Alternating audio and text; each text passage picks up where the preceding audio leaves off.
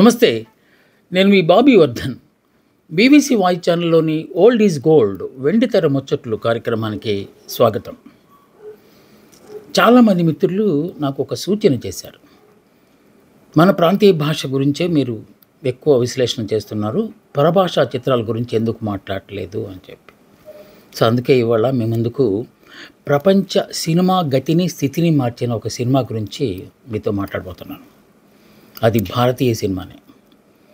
దర్శక దిగ్గజం సత్యజిత్ రే తీసిన పతేర్ పాంచాలి 1955 ఆగస్టులో రిలీజ్ అయ్యి ప్రపంచాన్ని షేక్ చేసిన ఈ సినిమా విశేషాలే ఇవాళ నేను మీ ముందుకు తీసుకొస్తున్నాను.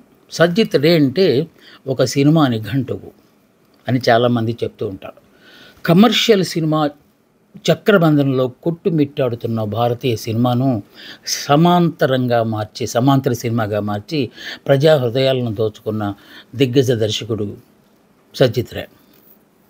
ప్రపంచ చలనచిత్ర యవనిక మీద భారతీయ సినిమా పతాకాన్ని రెపరెపలాడించిన మహాదార్శనిక దర్శకుడు సత్యజిత్ రే. ఇంకా ఆయన గురించి ఏంటి అంటే మొత్తం ముందు మనం చెప్పుకున్నాం. అసలు ఈ సినిమా ఒక బెంగాలీ నవల ఆధారంగా తీశారు. విభూతి భూషణ్ బందోపాధ్యాయ పతేర్ పాంచాలి అనే పేరుతోనే ఒక నవల రాశారు. చాలా చాలా విషాదం, అది పేదరికము, దారిద్ర్యము, బతకలేనితనము, సో గ్రామీణ ప్రాంతాల్లో ప్రజలు పడే కష్టాలు, ఇలాంటి నేపథ్యంతో ఆ నవల రాశారు. ఆ నవలని అదే పేరుతో ఆయన సినిమాగా తీయాలని సంకల్పించడం అప్పట్లో ఒక సాహసోపేతమైన చర్యగా అందరూ భావించారు. చాలామంది నిరుత్సాహపరిచారు మిత్రులు. బాబు ఆ నవల చదవడానికే ఇబ్బందిగా ఉంది, మాకు మీరు దాన్ని సినిమాగా ఎలా తీస్తారు అంటే సహజత్వానికి దగ్గరగా ఉంది, సో దాన్ని సినిమా తీస్తే సినిమా అంటేనే ఎంటర్టైన్మెంట్ కదా, అలాంటి చోట ఇది అప్పటికే న్యూ వేవ్ సినిమా ఒక ఊపేస్తుంది. అలాగే సమాంతర సినిమాలు కూడా మన దేశంలో రాకపోయినా ప్రపంచ దేశాల్లో చాలా చోట్ల నియో రియలిజం అంటారు కదా, ఆ సినిమాలు అప్పటికే వచ్చేసి ప్రజల్ని బాగా ఆకర్షిస్తున్నాయి. అలాంటి దశలో ఆయన ఈ సినిమా నిర్మించాలనుకోవటం అనేది నిజంగానే ధైర్యంతో చేసిన పనిగానే మనం భావించాలి. దీంట్లో స్టార్స్ని ఎవరిని తీసుకోలేదు ఆయన, ఎందుకంటే కథ అలాంటిది. ఈ కథలో కనుక అప్పటికే పేరున్న నటీనటులను తీసుకుంటే ఆ కథకి అతనికి సరిపోతుందా లేదా అని చెప్పి అంతకుముందు చూసిన సినిమాలతో కంపేర్ చేస్తారు. అందువల్ల ఆయన ఏం చేశారంటే అతి సామాన్య ప్రజల్ని కాస్తో కోస్తో డైలాగ్ డిక్షన్ బాగా చెప్పగలిగే వాళ్ళని మాత్రమే ఈ సినిమాలో తీసుకున్నారు.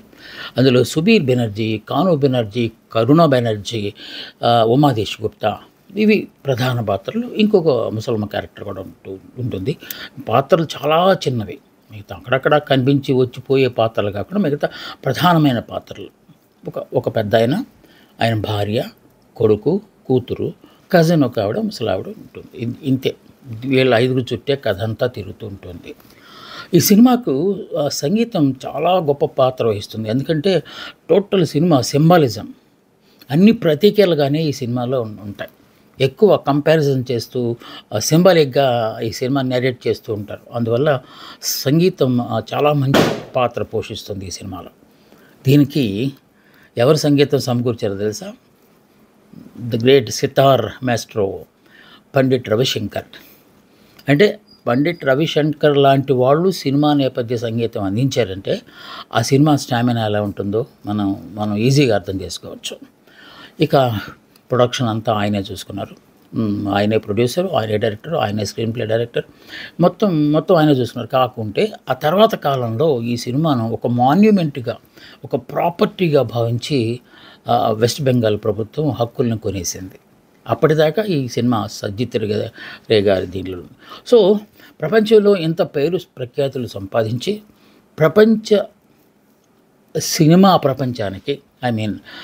ప్రపంచానికి భారతీయ సినిమా స్టామినా ఏంటో ప్రూవ్ చేసిన ఈ సినిమా తీయడానికి సత్యజిత్ రే ఎన్ని ఇబ్బందులు పడ్డారు, ఎన్ని కష్టాలు పడితే ఎంత గొప్ప సినిమా బయటకు వచ్చింది అనే అంశాల గురించే ఇప్పుడు మనం మాట్లాడబోతున్నాం. ఒకటి, ఆర్థిక ఇబ్బందుల వల్ల ఈ సినిమా అంటే కంటిన్యూస్గా సాగలేదు, చాలాసార్లు మధ్యలో ఆగిపోయింది. ఇక ఆర్థిక ఇబ్బందుల వల్ల మిత్రులు కొంతమంది మొహం చాటేశారు. ఎందుకంటే సత్యజిత్ రే కష్టాల్లో ఉన్నాడు, మనం డబ్బులు అడిగేస్తాడు అని చెప్పి చాలామంది మోహం చాటేశారు. అయినా ఆయన ఏం బాధపడలేదు. ఆగుతుంది తీస్తున్నారు, ఆగుతుంది తీస్తున్నారు. మొత్తానికి 3 ఏళ్ళు పట్టింది. ఆర్టిస్టులు అందరూ అమెచ్యూర్ కనుక, వాళ్ళు ఎవరికి అనుభవం లేని వాళ్ళు కనుక చాలాసార్లు రిపీటెడ్ షాట్స్ తీయాల్సి వచ్చింది. పైగా గ్యాప్లు రావటం వల్ల కంటిన్యూటీ దెబ్బతినడంతో చాలా రీళ్లు వేస్ట్ అయిపోయినాయి. మళ్ళీ కొత్త రీళ్లు తీయాల్సి వచ్చింది. అయినా సరే సత్యజిత్ రే ఏమాత్రం, ఎందుకంటే ఏదో ఒక అద్భుతం జరగబోతోంది, అందువల్ల ఈ సినిమాని ఎలాగైనా తీయాలి అని చెప్పి ఆయన మొత్తానికి చాలాసార్లు పోస్ట్ పోయి అయినప్పుడు ఈలోపు జరిగింది ఏంటంటే ఆయన డబ్బులంతా అయిపోయింది, ఆస్తులు కూడా అమ్ముకోవాల్సి వచ్చింది. అయినా సరే ఆయన పట్టుదల వదలలేదు. చాలామంది మిత్రులు ఇప్పటికైనా ఆపరా బాబు అని చెప్పి ఆయనకి సలహాలు ఇచ్చారు. ఎట్టి పరిస్థితుల్లో ఒప్పుకోలేదు. సినిమా పూర్తయింది, కానీ డిస్ట్రిబ్యూటర్స్ ఎవరు ఈ సినిమాని కొనడానికి రావట్లేదు. ఇందువల్ల ఈ సినిమా చాలా బాధాతప్త హృదయంతో తీసిన సినిమా, అంటే ప్యాతో ఎక్కువ ఉంటుంది కనుక దాంట్లో ఆ సినిమాని కొనడానికి కమర్షియల్ వాల్యూస్ లేవని చెప్పి ఎవరు ముందుకు రాకపోతే అప్పుడు కొన్ని థియేటర్లకు అద్దె చెల్లించి ఆయనే సినిమాని రిలీజ్ చేసుకున్నారు. ఆ అద్దె చెల్లించడానికి డబ్బులు లేకపోతే, అంటే కుటుంబ సభ్యులు సహకారం ఉంటే ఏదైనా సాధించవచ్చు అని చెప్పడానికి ఇది ఒక ఉదాహరణగా మాత్రమే నేను మీకు చెప్తున్నాను. భార్య తన నగల్ని తాకట్టు పెట్టి ఇచ్చిన డబ్బుతో ఆ థియేటర్లకు అద్దె చెల్లించి ఆయన ఈ సినిమా రిలీజ్ చేశారని చెప్తారు.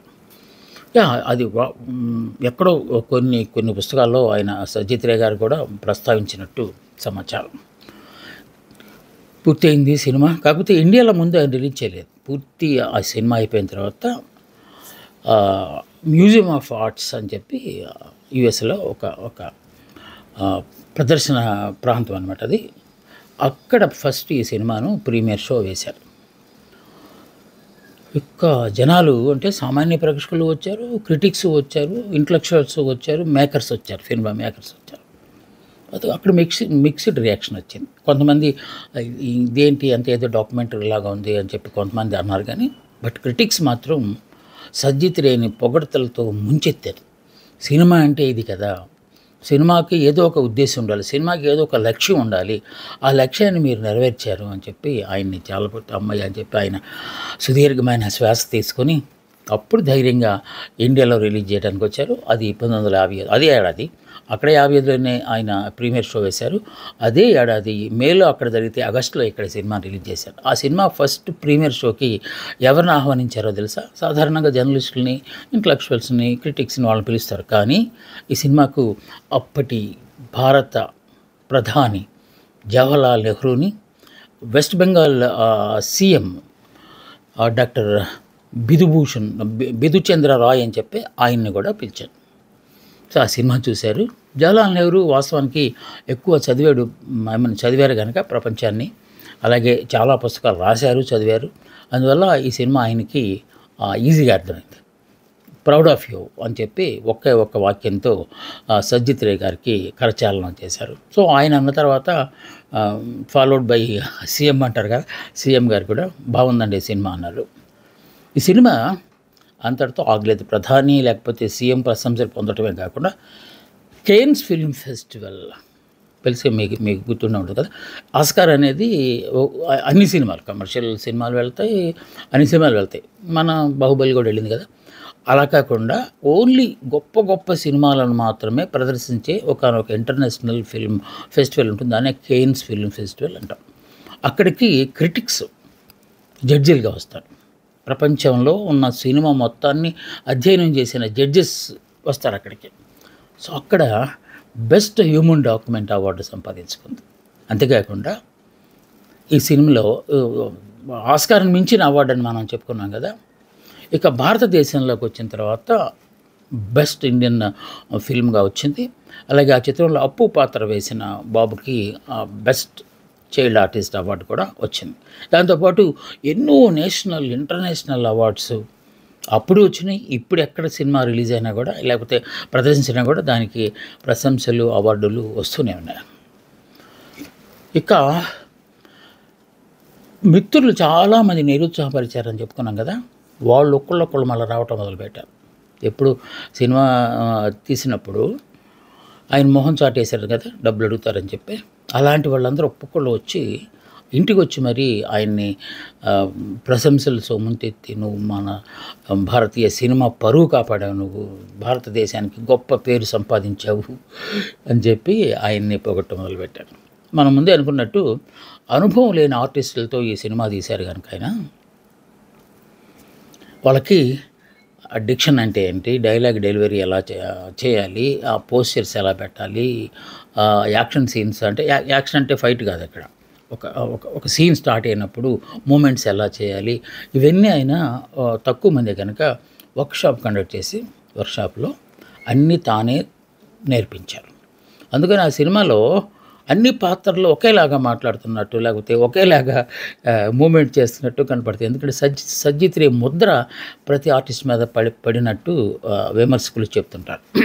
అది వన్ ఆఫ్ ది బెస్ట్. ఇది ఈయనకి ఈ సినిమా, ఇలాంటి సినిమా ఎందుకు తీయాలి అసలు, ఎందుకు అనిపించింది అని కనుక మనం చేస్తే, 1948లో విక్టోరియా డిసికా అని చెప్పి ఇటాలియన్ డైరెక్టర్, ఫిల్మ్ మేకర్, ఆయన తీసిన బైసికిల్ థీవ్స్, మీ పేరు వినే ఉంటారు, బైసికిల్ థీవ్స్.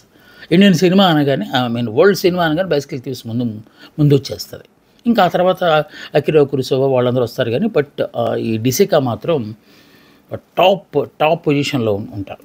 మనం ఆ బైసికిల్ థీవ్స్ అనేదే ప్రపంచ సినిమాకి ఒక బైబిల్ లాగా, ఒక భగవద్గీత లాగా, ఒక డిక్షనరీ లాగా చాలామంది చెప్పుకుంటూ ఉంటారు. ఆ సినిమాలోని పాత్రలు కానీ, లేకపోతే ఆ సినిమా చిత్రీకరణ జరిగిన విధానం కానీ చాలామంది ఇమిటేట్ చేసి ఆ తర్వాత కాలంలో సమాంతర సినిమాలను అద్భుతంగా తీయగలిగారు.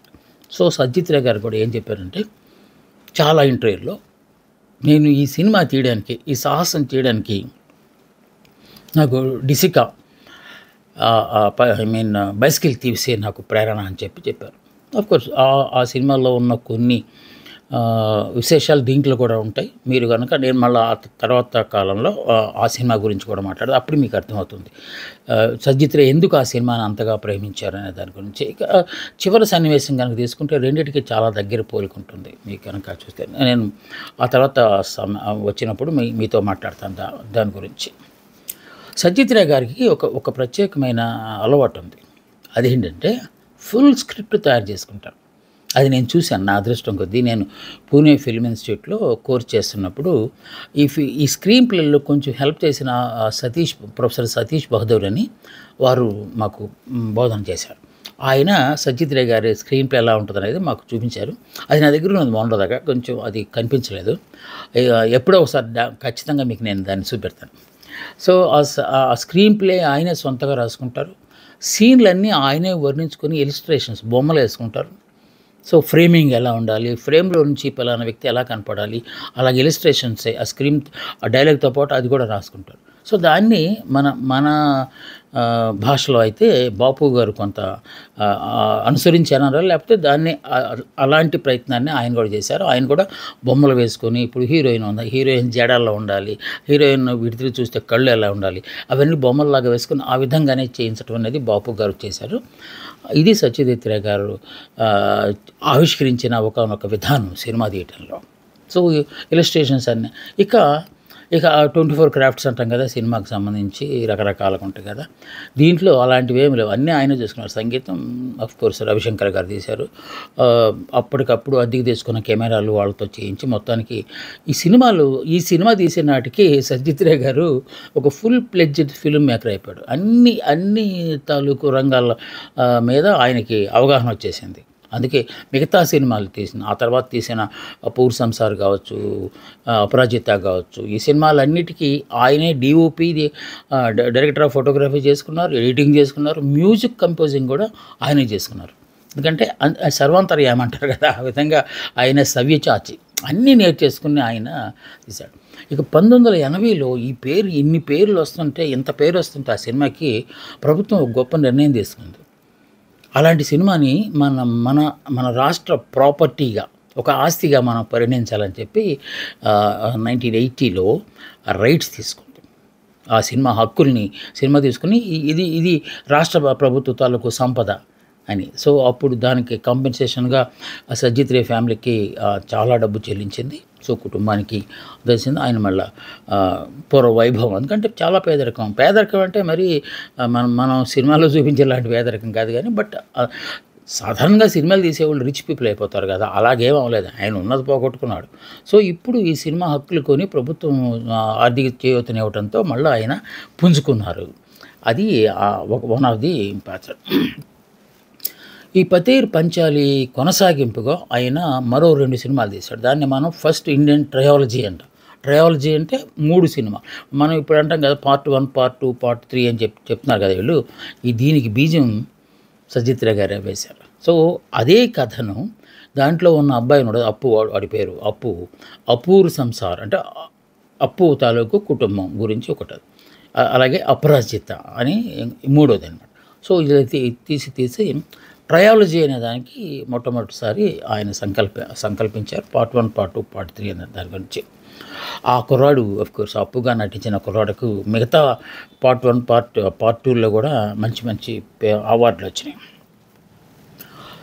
ఈ సినిమా సామాన్య ప్రేక్షకులకి అర్థం కాకపోవడానికి ప్రధానమైన కారణం ఏంటంటే, సమాంతర సినిమాలు అనేవి వెళ్తే మనం ఎంటర్టైన్మెంట్ దాంట్లో ఏముండదు, జీవితమే అక్కడ ఆవిష్కరిస్తుంది. చాలామంది ఏమంటూ ఉంటారంటే సినిమా చూడటానికి మనం వెళ్ళేది ఆహ్లాదం పొందడానికే కదా, మనం బయట కన్నీళ్ళే సినిమాలో కూడా కన్నీళ్ళేనా అని సమాంతర సినిమా పట్ల కొంత విమర్శ ఉంది. ఆ విమర్శ అంటే గుర్తొచ్చింది. ఈ సినిమా ప్రపంచవ్యాప్తంగా ఇందాక చెప్పే కదా, తాష్కెంట్ ఫిల్మ్ ఫెస్టివల్లో, బీజింగ్ ఫిల్మ్ ఫెస్టివల్లో ఎక్కడ జరిగిన అవార్డులు వచ్చేస్తున్నాయి. కానీ అది సహించలేని కొంతమంది కుహనా మేధావులు మన దేశంలో వాళ్ళు ఏమని కామెంట్ చేశారో తెలుసండి ఈ సినిమా గురించి? Sajit Ray has sold Indian poverty in the international market అని చెప్పారు. భారతదేశపు పేదరికాన్ని అంతర్జాతీయ మార్కెట్లో అమ్మేశాడు ఆయన సినిమాలో అని చెప్పి విమర్శించారు. అంటే పేదరికం ఉన్నమాట వాస్తవమే, పైగా అది డాక్యుమెంటరీ అంటే తెలుసు కదా, వాస్తవాలు మాత్రం వస్తాయి. Reality on reels is not possible అంటారు. అంటే సినిమాల్లో రియల్గా తీయటం అనేది ఇంపాసిబుల్. అందుకే సినిమాని ఏమనంటారంటే, cinema is exaggeration of reality అంటారు. వాస్తవానికి కొంత అతిశయోక్తి జోడిస్తే అది సినిమా అవుతుంది అంటారు. బట్ డాక్యుమెంటేషన్ అలా కాదు. డాక్యుమెంటరీలో తప్పనిసరిగా వాస్తవాలే ప్రతిబింబించాల్సిన అవసరం ఉంది. సో జీవితాన్ని ఏ విధంగా చేశారు? పేదరికం అంటే పేదరికమే. పేదరికంలో సడన్గా మామూలు సినిమాల్లో ఒక రిక్షా దొక్కేసి కోట్లు సంపాదించే కార్యక్రమాలు అక్కడ ఉండవు. పెద్దవాడు అవడానికి చాలా పెద్ద ప్రక్రియ ఉంటుంది. సో అలాంటి సన్నివేశాలు ఈ సినిమాలో ఉన్నాయి కనుక పేదరికాన్ని, ముఖ్యంగా ఛాందస భావాలు ఉన్న ఒక బ్రాహ్మణికల్ ఫ్యామిలీ అనేది మడిగట్టు కూర్చుంటే ఎన్ని కష్టాలు పడిందో ఆ గ్రామీణ ప్రాంతాల్లో అనేదాన్ని ఆ తర్వాత వెళ్తుంది. ఈ స్టోరీ ఏంటంటే సింపుల్గా ఒక పెద్ద ఆయన ఉంటాడు, పురోహితుడు. ఆ ఊరిలో చాలా పేదరికాన్ని అనుభవిస్తూ ఉంటాడు. ఒక పాడుబడిపోయిన ఇల్లు ఉంటుంది, వర్షం వస్తే కురుస్తుంటుంది. సో అతనికి ఒక కొడుకు, ఒక కూతురు ఉంటారు, భార్య ఆఫ్ కోర్స్, ఒక కజిన్, ఒక ఆవిడ ఉంటుంది. వాస్తవానికి ఆ కజిన్ ఇల్లే ఇది, ఆయన నిజంగా ఇల్లు కూడా లేదు. సో ఇంత పేదరికం అనుభవిస్తూ పిల్లలకి ఏదైనా జ్వరం వచ్చినా మందులు ఇవ్వలేని పరిస్థితి వచ్చినప్పుడు ఆయన వేరే ప్రాంతానికి వెళ్ళి డబ్బు సంపాదించుకొస్తానని చెప్పి వెళ్తాడు. ఈలోపు చాలా సంఘటనలు జరుగుతాయి. ఈ ముసలమ్మ చనిపోవటం, అలాగే కూతురు ఒకరోజు వర్షంలో తడిచిపోయి ఆ తర్వాత జ్వరం వచ్చి చనిపోవటం, ఇవన్నీ జరుగుతాయి. సో ఆ ముసలావిడ అని చెప్పాం కదా, ఆవిడ చిన్న దొంగతనాలు చేసే అలవాటు ఆ కజన్కి. సో ప్రక్కింటి వాళ్ళు నగలు తీసుకొచ్చారని చెప్పి అప్పుడు వాళ్ళు యాగీ చేస్తారు, పెద్ద గొడవ చేస్తే మా వదిన అలా చేయదు అని చెప్పి పెద్ద ఆవిడ, ఇంటి పెద్ద ఆవిడ వాదిస్తుంది, వాళ్ళు వెళ్ళిపోతారు. ఆ తర్వాత ఈ బిడ్డ చనిపోయినప్పుడు వీడు ఇక మనం ఏ ఊరిలో ఉండటం సమంజసం కాదు, మనం ఖచ్చితంగా పట్టణానికి వెళ్ళిపోయి పట్టణంలో మంచి బతకొచ్చు అని చెప్పి ఆయన మూటాముళ్ళే సర్దుకొని ఒక ఒంటెద్దు బండిలో అలా వెళ్తూ ఉన్నప్పుడు సినిమా అయిపోతుంది. ఏంటి సినిమాలో ఆయన ఏం చెప్పాడు అంటే, అఫ్కోర్స్ అప్పుడే ఈ బట్టలన్నీ సర్దుకుంటున్నప్పుడే సడన్గా ఆ చనిపోయిన పాప తాలూకు బట్టల్లోంచి ఆ చైను, ఏ చైన్ అయితే వాళ్ళు దొంగిలించారని అంతకుముందు నేరం మోపారో అది ఉంటుందన్నమాట. సో ఒక టిపికల్ యాటిట్యూడ్, ఆ పేదరికాన్ని భరించలేక ఆ పాప దాచేసుకుందనమాట. దాన్ని తీసుకుని వెళ్ళిపోవచ్చు కదా, అది తీసి ఆ పక్కన ఉన్న కోనేట్లో పడేస్తాడు ఆ బాబు. అంటే నిజాయితీకి అది ఒక సింబలైజింగ్ అనమాట. ఎందుకంటే అప్పనంగా వచ్చిన డబ్బును మనకు పనికిరాదని చెప్పి పడేయటం అనేది దాంట్లో చూపెడతారు. ఇక వాళ్ళు వెళ్తున్న ఆ సన్నివేశాన్ని దాదాపు 15 నిమిషాలు ఉంటుంది మనకి. అప్పుడే చాలామంది ఆవులింతలు అన్నీ చేస్తుంటే ఏం చెప్పాలనుకుంటున్నాడు సత్యజిత్ రే చివరిలో. ఆయన బండి ఎక్కుతాడు, ఒంటెద్దు బండి అంటే ఒక్కడే మనిషి ఆ ఇంట్లో సంపాదించేవాడు. సో ఒంటెద్దు అనే దానికి అది సింబాలిజం అనమాట. సో వెళ్తూ ఉన్నప్పుడు రాత్రి బయలుదేరుతాడు, ఎందుకంటే పగలైతే అందరూ చూస్తారని చెప్పి. రాత్రి బయలుదేరినప్పుడు ఎద్దుకు ముందు ఒక దూలం లాంటిది ఇలా ఊగుతూ ఉంటుంది అనమాట. ఆ ఊగుతున్నప్పుడు వెనకాలేమో లాంతర్ గట్టి ఉంటాడు, అంటే లైక్ కరెంట్లు ఏమీ లేవు కదా ఆ రోజుల్లో. ఆ లాంతర్ షేడ్కి ఆ ముందున్న దొంగ అని చెప్పాం కదా, అది ఊగుతూ ఉంటుంది అనమాట. అంటే వెలుతురు వస్తుంటుంది, చీకటి వస్తుంటుంది, వెలుతురు వస్తుంటుంది, చీకటి వస్తుంటుంది.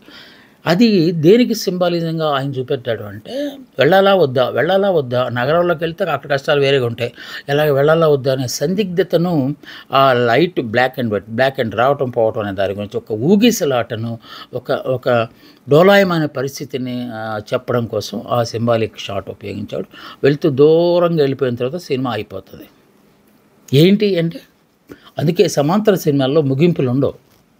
సమాంతర సినిమాని వదిలేస్తారు, డైరెక్టర్లు వదిలేసి ప్రేక్షకుల అభిరుచిని బట్టి వాళ్ళే ముగింపుని ఎన్నుకుంటారు. సో నాకు ఒక రకంగా అర్థమవుతుంది అది నేను ఇప్పుడు చెప్పాను కదా మీకు, ఆ సింబాలిజం అని ఊగిసలాట, వెళ్దామా వద్దా, అతను వెళ్ళాడా మళ్ళీ వచ్చేసాడా, ఇవన్నీ ఊహలన్నమాట. అలా చేసుకున్న దానికి అవకాశం ఇచ్చేది సమాంతర సినిమా. అంత గొప్ప సినిమా తీసిన సత్యజిత్ రే భారతదేశం చాలానే ఆయనకి చేసింది. 58లోనే ఆయనకి పద్మశ్రీ ఇచ్చింది, 65లో పద్మభూషణ్, 76లో పద్మవిభూషణ్, 84లో దాదా ఫాల్కే, 92లో భారతరత్న ఇచ్చి ఆయన్ని సత్కరించుకుంది. అన్నిటికంటే ముఖ్యమైనది 1992లో ఆస్కార్. ఆయన అప్పటికే హాస్పిటలైజ్ అయ్యారు. హాస్పిటల్లో ఉన్నప్పుడు ఆస్కార్ టీం వచ్చి జీవన సాఫల్య అవార్డుని ఆయన చేతిలో పెట్టింది. సో ఆస్కార్ కూడా తీసుకుని ఆ తర్వాత ఆయన అంతిమ శ్వాస విడిచినట్టుగా మనకి సినిమా చరిత్ర ద్వారా తెలుస్తుంది. ఇది భారతీయ సినిమాకు ఒక గౌరవాన్ని, ప్రతిష్టను, డిగ్నిటీని సంపాదించిన సత్యజిత్ రే పతేర్ పాంచాలి గురించి. మీకు నచ్చిందని భావిస్తూ వచ్చే ఎపిసోడ్లో ఇంకొక మంచి సినిమా గురించి నేను మీతో ముచ్చటించడానికి వస్తాను. అందాక సెలవు. నమస్తే, మీ బాపీ వర్ధన్.